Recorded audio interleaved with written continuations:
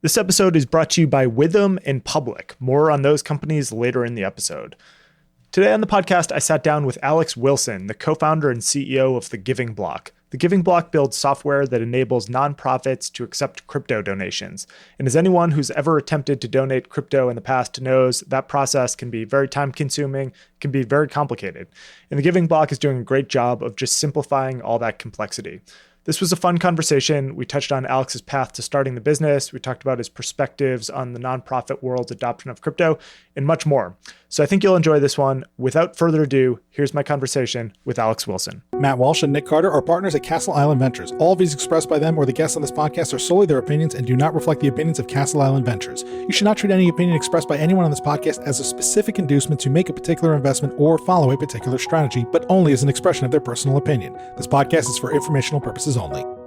Brought down by bad mortgage investments, Lehman, which has 25,000 employees, will be liquidated. The federal government loans American International Group, AIG, $85 billion. This is a different kind of market, and the Fed is asleep. The federal government is stepping in to stabilize Fannie Mae and Freddie Mac, the two mortgage giants that have been threatened by the housing crisis. The Bank of England has pumped £75 billion more into Britain's ailing economy with a new round of quantitative easing. You print a couple $1 trillion, and all of a sudden, people start to worry. So out of this worry, we have something called the Bitcoin.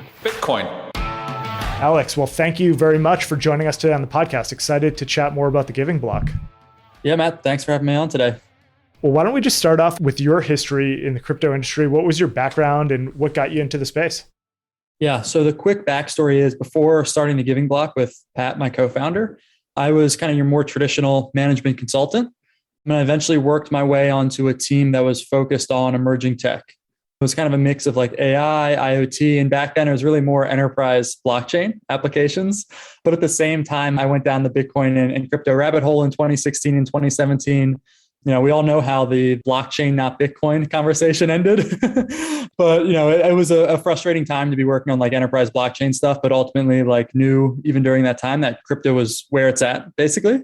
And really went down the rabbit hole deep in 2017, rode the 2017 ICO boom like everyone else, thought I was an absolute genius by December 2017.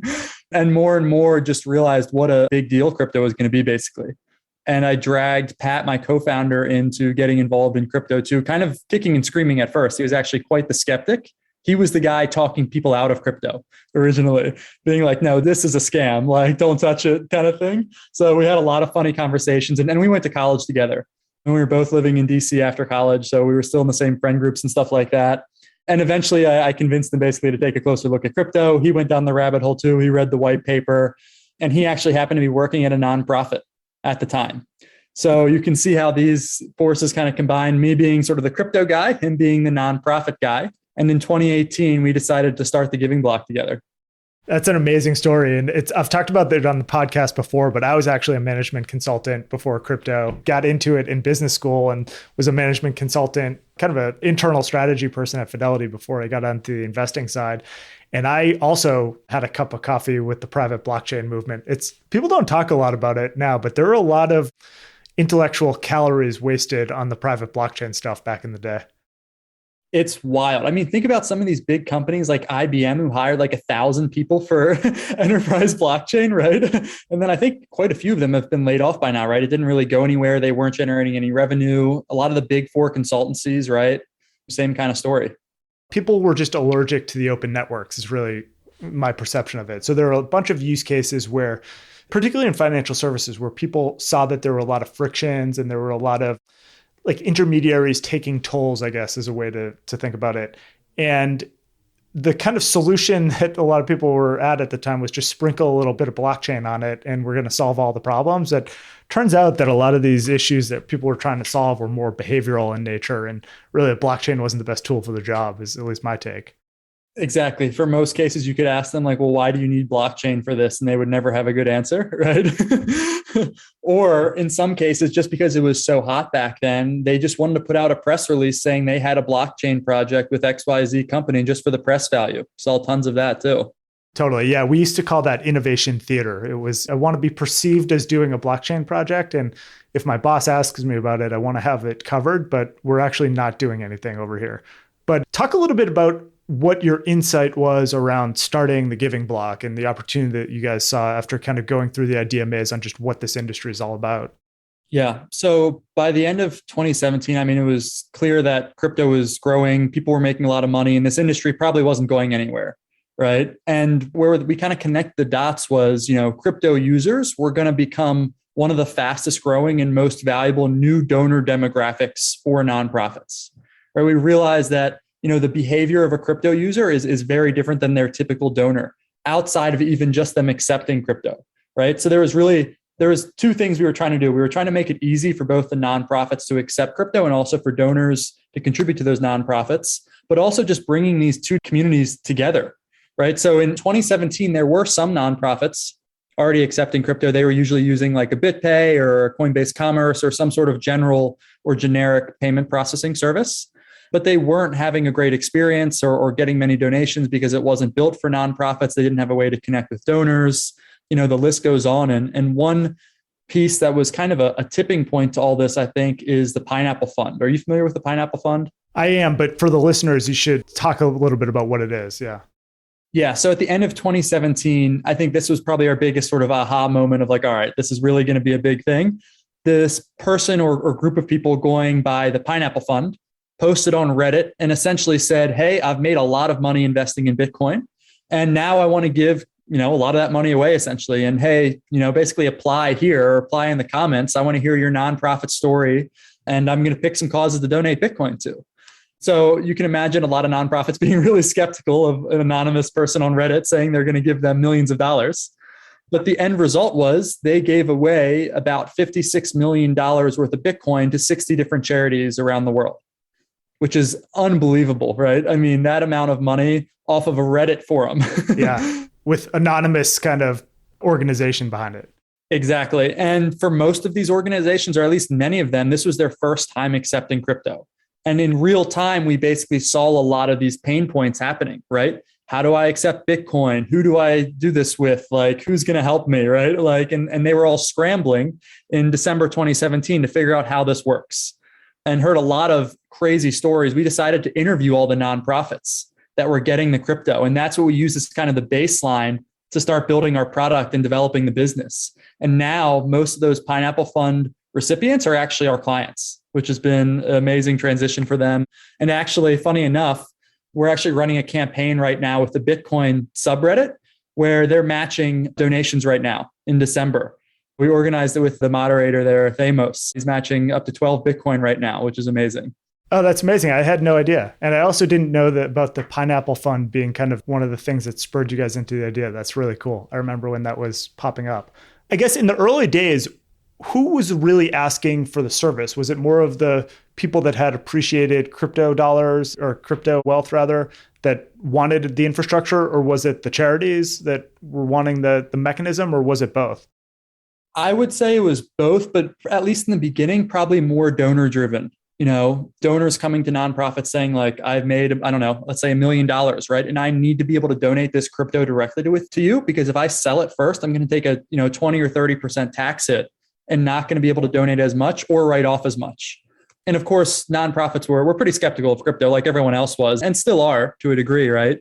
But an interesting stat we realized was there was more people and still are searching on Google the term donate Bitcoin than there are people searching donate stock, which seems unbelievable when you consider how many more people probably own stock in the US and around the world, right? Donating crypto has become, kind of this perfect combination of being really low friction for the donor and really high tax incentives, right? In the past, well, from a tax perspective, it's very similar to stocks, but in the past, stock donations were really reserved mostly for high net worth donors, right? It's usually a bit clunky to donate, or you had to open a donor advised fund account, do these other things to be able to do it. It wasn't you just go to the nonprofit's website, a couple clicks, and you send your Apple shares over. Usually much more complicated than that. So there were some barriers to doing that. It's gotten better over time, but crypto is still a lot easier to transact with. That's fascinating. So just to kind of double click on it from the perspective of a nonprofit, how exactly does it work right now with your solution? Yeah. And I guess one thing I forgot to mention in the last piece before I get into that too, is like, this was quite the uphill battle with nonprofits, right? Convincing them to accept crypto, especially when not that many nonprofits were doing it yet, right? No one wants to be first and take that risk, right? So the first couple of years, I mean, it was purely educational, right? Just spinning our wheels with a handful of clients, then a dozen. And then eventually you get some of the big names on board and you kind of hit a tipping point. But it took us a really, really long time to build that trust in the nonprofit industry. And, we're lucky now that we've kind of become the category king, but it was years of building that trust and that reputation and that brand before nonprofits were really ready to even experiment with this. And I'm sure the addressable market probably pushed people into the space, right? The rising tide of reaching out. Yeah, exactly. Yeah, in terms of actually how it works when we work with the nonprofits. So with the nonprofits, I guess the easiest way to explain it is there's kind of three things we offer the nonprofits. One being like the technical infrastructure to be able to accept crypto in a really streamlined way, offering things like automatic conversion to USD, automatic tax receipts for the donors, all the kind of reporting and compliance that a nonprofit needs to accept non-cash donations, and just making their life easy, right? So they can do this without having any sort of internal crypto expertise, where we just kind of automate the whole process in a way that it's just like getting any other type of donation for them on the back end when they actually get the money. The second piece is the crowdfunding component to this. We've positioned our platform as the place you go to find nonprofits that accept crypto, since we work with over 1,000 nonprofits now. And, that means we're working with the majority of nonprofits out there that accept crypto. So crypto users know you come there to find a nonprofit that accepts crypto if the nonprofit you wanted to donate to doesn't accept crypto yet. So we've created this donor funnel basically for the nonprofits on our platform, where they get displayed in a random order each time they come to the site. And we've even found that 80% of donations to our clients are from donors who come to our site and donate on our site, which of course, pretty powerful for the nonprofits to have help creating those donor funnels. That's fascinating. How do you think this will evolve with the nonprofits as it relates to taking FX risk? Do you think that there are going to be these categories of nonprofits that say, hey, look, we're naturally long Bitcoin, and so we want to hold 20% of donations actually in Bitcoin as opposed to converting them to dollars? Do you see that behavior evolving? Absolutely. And it's already happening, right? In the very beginning, no one wanted to hodl, like literally no one. Everyone was terrified. And then they start working with us for a couple of years and they see the chart going up and to the right, and the longer they work with us, the more likely they are to want to start hodling. So we're certainly seeing that behavior change. And even when there's big spikes in the market, right? Sometimes we'll get an email from a nonprofit saying like, wait, turn off auto conversion. Like this is going to the moon, right? So we're in this funny position because we don't want to give them like financial advice, right? Or say like, now's when you buy or hold or sell or whatever. We're just providing the service. You can turn auto conversion on and off as you want, but please, if you are going to hold, like make sure you at least have a plan in place, right? Do not panic sell or like change this every day, right? We don't want them to become day traders or anything like that. That's funny. I could certainly see a world where that evolves over time and there starts to be almost categories. You'll have charities that want to auto convert, but also maybe, charities that see this as more of a programmatic way, maybe even start to think about an index of crypto assets over time. Yeah, definitely. It's happening. Just like we're seeing it on corporate balance sheets, right? Like the, MicroStrategy being the most obvious example. That's happening more and more with nonprofits too. So talk a little bit about how it works from the donor's perspective and what sort of the tax implications are for people in the United States as it relates to donating cryptocurrency. Yeah. So the tax component is certainly a major driver of this. It's really a benefit of both the nonprofits and the donors. So starting with the donor perspective, very, very similar to donating stocks or other appreciated assets in the sense that for the donor, they don't have to pay capital gains taxes on the crypto they donate to the charity, and they get a fair market value deduction on their tax return that year. So if we compare that to if they sold the crypto and paid taxes and donated, it's probably a 20 or 30% difference in how much they're donating and how large their deduction is. For the nonprofit too, since as a charity, they're tax exempt, they're not paying taxes on it either. So they're also getting that same 20 to 30% benefit. So it's really a win-win for both sides. So you can imagine how anyone who was probably smart enough to make a lot of money on crypto, right, is smart enough to not want to pay 20 or 30% tax and then donate less, have a smaller deduction, all that stuff. And the interesting thing is most crypto users aren't aware of this yet, right? So we have this educational hurdle with donors too, where so many, first of all, don't even know they can donate crypto, right? They don't know there's 1,000 nonprofits out there they can donate crypto to. And then two, that it actually helps them financially to be donating crypto instead of fiat. So there's people that are probably donating fiat quite a bit that own crypto and should be donating crypto instead. And it would actually be better for their bottom line. There's even a tax arbitrage opportunity, really, right? If you're already donating, let's say $1,000 a month to a charity that you really like, donate that same amount with your Bitcoin holdings and repurchase $1,000 worth of Bitcoin, and you've just raised your cost basis, right? It's a really unique and interesting kind of tax arbitrage opportunity. Oh, that's really interesting. And so do you see people doing that behavior already on the platform in terms of that tax arbitrage? Yeah, definitely. And it's something that's a little bit difficult to get across really quickly to someone, right? Like it usually takes a conversation like this to explain it a bit, but we're working closely with like the tax software providers, like let's say a TaxBit, right? Like the accounting firms, the tax attorneys, things like that. So they can work on educating their clients on this, because the average person isn't just going to stumble across this, right? Unless they come across a blog or a podcast or something like this. In all of the record keeping on the back end, is that all automated through the platform? Yeah, that's all automated. If you're a regular listener of this show, you know that we take accounting and auditing pretty seriously. And that might seem a little bit strange in an industry that prides itself on the removal of intermediaries, but we think when it comes to digital assets, trust relationships with counterparties like custodians and brokerages is critically important. Withum is a top 25 ranked accounting, tax, and advisory firm. They have a digital currency and blockchain group that's working with some of the highest profile companies in the industry on things like tax advisory, financial statements, token sales, stablecoin audits, and much more. To contact their team, go over to withum.com/crypto. That's WITHUM.com/crypto and get in touch with someone on their team. And this episode is also brought to you by Our Crowd. All around the world, tech companies are innovating and driving return for investors. Our Crowd analyzes companies across the global private market, selecting those with the greatest growth potential, and they bring them to you. From personalized medicine to cybersecurity to robotics, quantum computing, and more. In state-of-the-art labs, startup garages, and everywhere in between, Our Crowd is identifying innovators so you can invest when their growth potential is the greatest, which is early. Our Crowd's accredited investors have already invested over $1 billion in growing tech companies, and many of their members have benefited from the 46 IPOs or sale exits of their investments. Now you can truly diversify your portfolio by investing early in innovative private market companies at Our Crowd. Join the fast-growing venture capital investment community at ourcrowd.com/OTB. That's ourcrowd.com/OTB. So one of the things I'm curious about is you're seeing more and more of these longer tail DeFi assets spring up, and you are seeing some donations, some very high profile ones, obviously with Vitalik liquidating some of his assets and donating them. How does this work on the longer tail where the markets are less liquid? It's harder to actually appraise what the value of these assets are. Does it get more complicated the further down you go?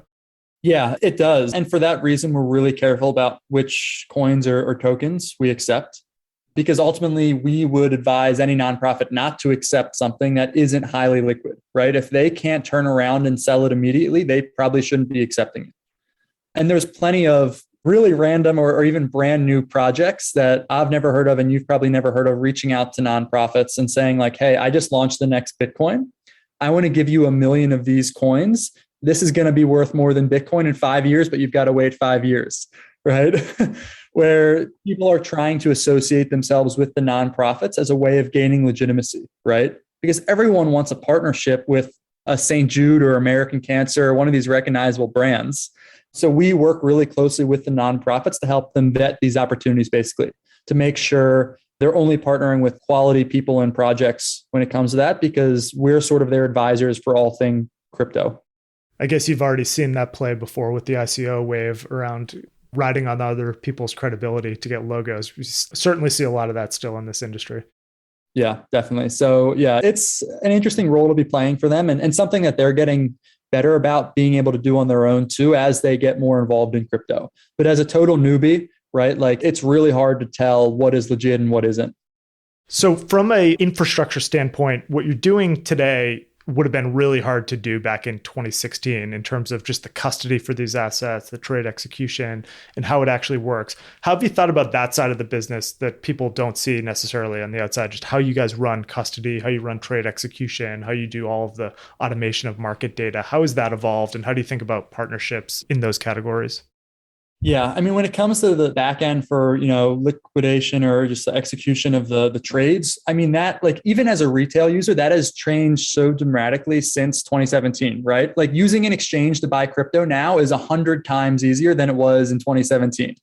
So we've been fortunate to like benefit from this increase of like API functionality from exchanges, usability, like support models, uptime, right? Like everything in all those categories keeps getting better and better, which helps a lot of different aspects of our business.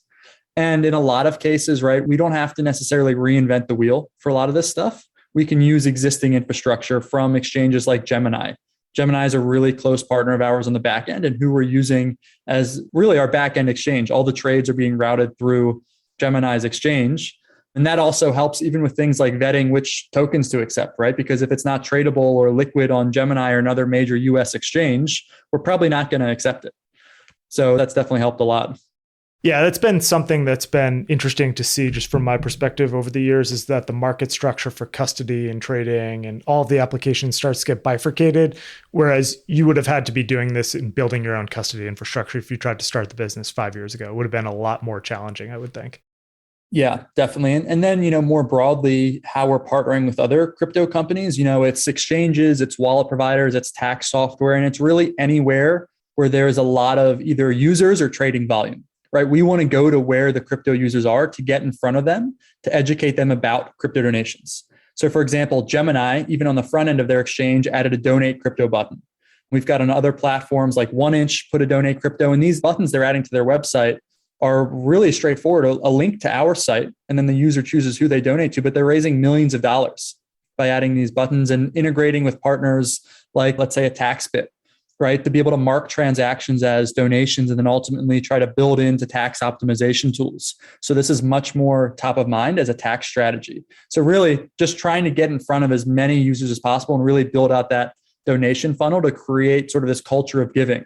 And on top of that, you may have seen recently our Twitter account blowing up because we're running these end of year campaigns right now in the industry where we're trying to bring together all the biggest industry players for our bag season campaign. So last week was Giving Tuesday, and this was the third year we ran our spin of it, Crypto Giving Tuesday, right? So Giving Tuesday globally is the biggest day of giving in the year. Crazy amounts, hundreds of millions, maybe even billions raised on that day in donations. So we use that as a kickoff day for a huge campaign in December, because as you can imagine, this is when everyone's meeting with their accountants before the end of the year and like, oh my gosh, I'm going to owe, $50,000 in cap gains taxes this year if I don't donate or do something else. And so we're very blunt with the messaging, like, would you rather donate to the IRS or save the children, right? Like that's an easy decision for most people. Yeah, certainly that's a no-brainer. You guys have been really successful with these campaigns. So you have the Giving Pledge, Bag Season, NFT Tuesday. What's the thought process behind organizing these campaigns? Obviously, this is feeding into the popular kind of understanding of your product, but what was the insight that led you to do this in a campaign way? The biggest driver for it was really the educational aspect, right? And in the process, trying to create this culture of giving. We've even seen in some studies that like Fidelity has done that crypto users tend to be some of the most, charitable people in the world when you compare them to the average population. And part of that is, of course, right, because people have made, quite a bit of money pretty quickly, right? So that certainly contributes to it. But for us, that's like a theme across these campaigns and initiatives we're running is let's try to create a culture of giving within the community, right? So this just becomes part of your business model, part of your marketing, part of your user acquisition strategy, just part of something you do every year. And I think things like the Crypto Giving Pledge are a great example of that, right? We have people like Ryan Selkis and Meltem Demirors taking the Crypto Giving Pledge, where they're saying, I'm pledging to donate, at least 1% of my crypto portfolio every year to charitable causes. And the high level goal of that campaign being like, imagine if we had the entire industry donating just 1% of their crypto every year. That would be unbelievable impact, and it would make crypto the most impactful industry in the world by a long shot. Like it wouldn't even be close. And imagine what kind of positive PR that would also result in for the industry. So a secondary component of this is changing the narrative around crypto, getting away from these misconceptions of like, oh, it's all like dark web stuff, right? changing the public perception of crypto in the process of this. Because imagine learning about Bitcoin for the first time because your local YMCA just got $1 million Bitcoin donation. That's changing the game for them. That's such an interesting way of getting introduced to crypto that I think really, really flips that narrative the other way around. And certainly you could see that having a huge positive impact just on the regulatory landscape and the conversations there. I mean, imagine if it was 1% to charity and then 1% to super PACs. I guess that's a different thing. Super PACs to support pro-crypto candidates. But I guess what you're saying is that this is actually the type of ground surge that would lead to more of a positive framing of the industry. And we'd be hearing less around Bitcoin is for criminals and it's melting down the environment and more about the pro-social aspect of it. Exactly. Like it would force them to really take a closer look at this, right? And any time, and it ties into the Hill conversations and things like that too, right? Like if you're suddenly trying to change a law and it's going to negatively impact nonprofits in a major way, you don't want to be the guy who just did something that's taking away hundreds of millions of dollars from nonprofits, right? That's an awesome point. How are you guys doing in terms of just the coverage of nonprofits? Do you think there's still this education hurdle where there's resistance, or are the market forces just pushing more and more of these nonprofits to just get on the program? I mean, there's certainly still an educational hurdle and general skepticism, just like there's general skepticism with the public and the average person, right? Like if you stop a person on the street, they are likely still to be skeptical of crypto, right? So I would say in terms of that, that still exists with nonprofits. I mean, we've, for us, really hit a tipping point, though, it feels like, just because we have over 1,000 nonprofits now, many of the largest in the country.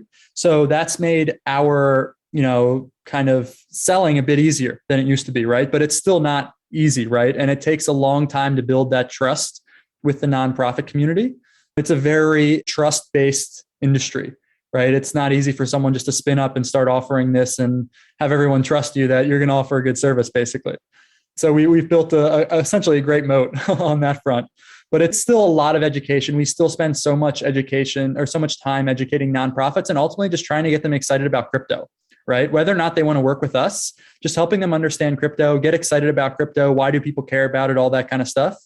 So in some cases, right, it can be a longer conversation, but end of the day, we just got to get them bought in on crypto. One of the categories that I think is so underpenetrated right now, and there are so many just universities that are doing this wrong, is just enabling their graduates to donate crypto. And so you either see, colleges that just completely aren't set up for it, or they're on these janky solutions that no one can figure out how to use. And it's just such a massive untapped opportunity. I mean, some places I've gone are just totally not taking advantage of this right now. Yeah, I would say higher ed was a bit slower than, kind of the more general public charity market to adopt this, but we've seen a huge surge in universities and colleges taking crypto these last few months. Part of that was driven by a partnership we have with a company called Give Campus. They work with schools like Harvard to take credit cards or bank donations, and we integrated with them recently so they can offer crypto donations to their clients in a really streamlined way. So we've probably onboarded anywhere from 50 to 100 schools in the last 3 months. So I think you're going to see that change a lot. And now they're playing a bit of catch up, but they're playing catch up pretty quickly, especially because I think you're seeing, like you said, the pressure from their younger donors, right? Of saying like, hey, I want to donate crypto. That's literally all I want to give. Or it's all I have. I have 80% of my wealth in crypto. And so if you want a donation this year, that's how it's happening. Exactly. And we're hearing that from donors too. And that's something we've got to get across to the nonprofits too, is for so many of these donors, they're actually only donating in crypto because that's, like you said, 80 or 90% of their net worth, right? Like that's all they have. Yeah, I mean, it's certainly something that we're seeing out there.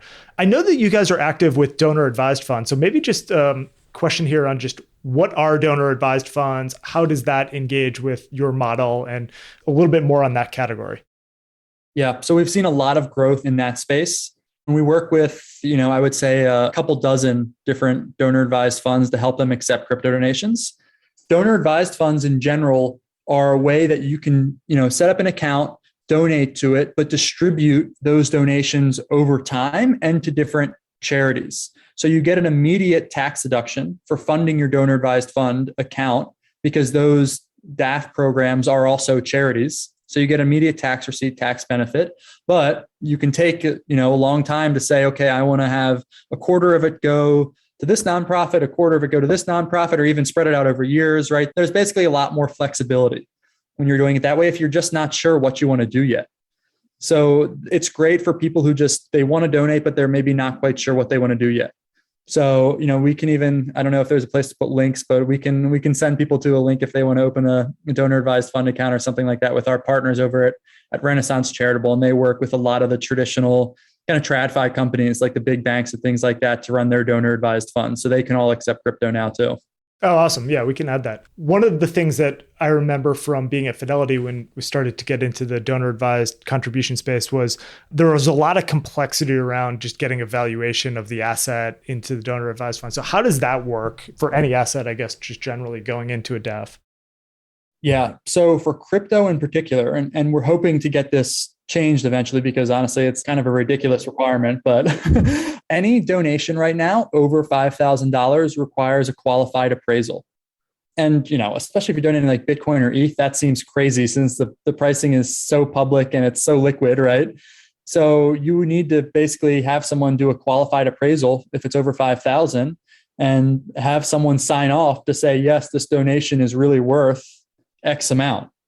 So we have partners for that where we refer people to, but it's a bit of a pain point that I think will go away. And it was probably created from a misunderstanding early on of how liquid these assets are in most cases, right? It just seems crazy. I mean, you could imagine getting a qualified appraisal if you're donating a Picasso or something like that. But for Bitcoin or Ethereum or any of these top assets that have a liquidity landscape, that qualified appraiser is just making money for doing absolutely nothing.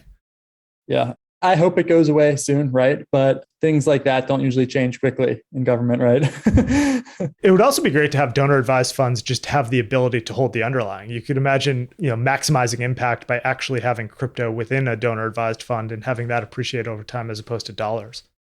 Yeah. And that's something we're going to start offering next year as well, too, with some of our donor advised fund programs. But for now, they're primarily liquidating it. And then if you want, you can reinvest in more traditional assets as well.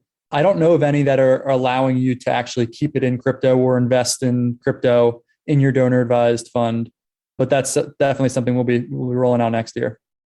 Do you guys kind of have a view on the market based on the assets that people are donating? Like, is there a data that would suggest that certain assets maybe people think are overheated and so they're donating them in cycles?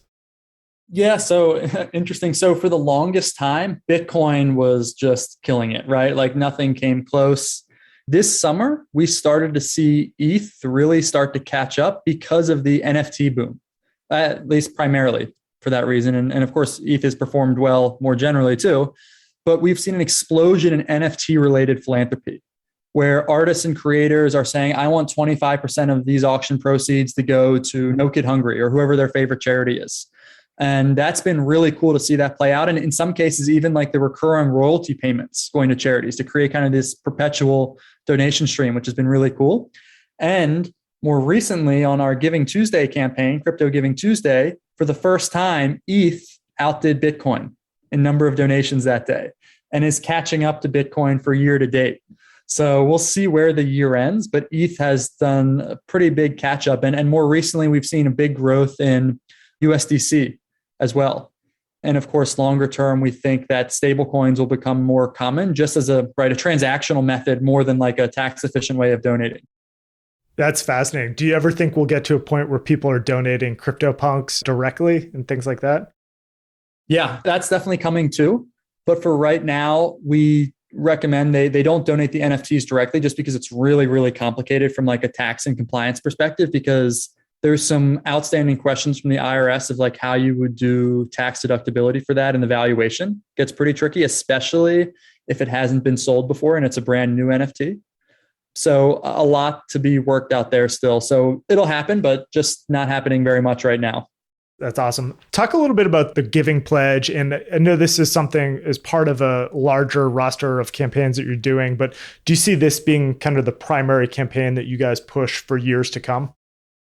Yeah, the Giving Pledge is going to be a huge part of this, and it's really something that's year round. You're probably familiar with the traditional Giving Pledge that, Bill Gates and Warren Buffett started. And it was really like getting billionaires to sign on and say like, hey, sign this and, promise you're going to give away the majority of your wealth over your lifetime. And we were pretty intentional in designing ours differently and kind of putting our own spin on that for the crypto community. I mean, general theme being the same, right? Let's rally together high net worth individuals to take this pledge, but really this is meant to be a community-wide effort, right? Getting back to that goal of trying to get 1% of all crypto every year donated to charitable causes. So we've really opened that up to the public, getting hundreds of people to take the pledge, not just the high net worth individuals, but really it's for everyone. And that's something we'll keep pushing all year round. And it's really become, the industry-wide giving pledge, right? There's nothing else out there like it. And we've made a push even to have companies take the pledge too. And there's traditional equivalents of that too. But I think this is a really good way for people to get involved on a recurring basis, right? You make an annual donation. It's not like, yes, I'll give away 50% of my net worth when I pass away at 95, right? Or whatever. Yeah, you guys are making it really easy for folks. I think that's an awesome campaign. What's it been like growing your team through this COVID experience? And you guys are growing like crazy and must be an interesting dynamic to be meeting folks over Zoom for the first time. Yeah, so it's funny. A lot of our team we've never met in person, but I imagine a lot of people building companies right now can say the same thing, right? But our team has really taken off. We started this year with, I think, about 6 people, and we're somewhere between 40 and 50 people right now. So really, really growing quickly, hiring pretty much nonstop. And, like everyone else, trying to find that balance of how do you still create that great company culture when everything's virtual, right? So thinking through like company-wide meetups or retreats throughout the year, so people still have that in-person connection at least a couple times a year. But that's certainly a work in progress and something we're learning as we go, really. Yeah, certainly building culture in a remote first way is something that everyone's challenged with. I think everyone's also challenged with just recruiting. How have you guys seen the recruiting landscape? And are there categories of jobs that you would recommend to people that are in college maybe right now that they start to focus on that are high demand? Yeah, I mean, recruiting in any industry is tough, but crypto especially, right? Especially for engineers. There's such high demand for engineering jobs. And for us, actually, though, we're a bit lucky in the sense that we're able to hire people without any crypto experience at all. You can get up to speed on the crypto knowledge you would need to fill pretty much any of our roles. Almost all of them, I would say. I would say probably 80% of the people on our team did not work in crypto before working at the Giving Block. We hire people more based on their general skill sets of just being smart and good problem solvers and hardworking, like your more general characteristic traits and more of like people that want to get into this space, right? It's super rare to find someone with experience of nonprofits plus crypto. That's almost impossible, right? Like getting both. So you're usually getting one or the other, or in some cases, neither. And that's fine with us too. You can certainly learn the skills on both sides of the market for that. But yeah, for people in college right now, I mean, engineering, right? I'm sure everyone probably says that, but huge demand for those kinds of jobs. But if you are listening and want to apply, definitely check out our careers page. And we're hiring for pretty much every possible role out there. That's awesome. So where can we send people just in general to find out more, learn about the campaigns that are going on and start to donate? Yeah. So the best place to start is just the website, which is thegivingblock.com. Or check out our Twitter, which is just @thegivingblock. And you'll see tons of activity on our social accounts, especially between now and year end. And if you go to our website or Twitter, you'll see links where you can donate. You can choose from over 1,000 different causes. And remember, you got to donate before December 31st if you want that deduction to count for this tax year. Make it count. All right, Alex. Well, this has been great. Thanks so much for joining us today on the podcast. You guys are doing awesome work. Awesome. Thanks for having me, Matt. This was great. Thanks for listening to another episode of On the Brink with Castle Island. To find out more about Castle Island, visit castleisland.vc. To listen to all of our podcast episodes, please go to onthebrink-podcast.com or just click on the tab in our website. Thanks for listening.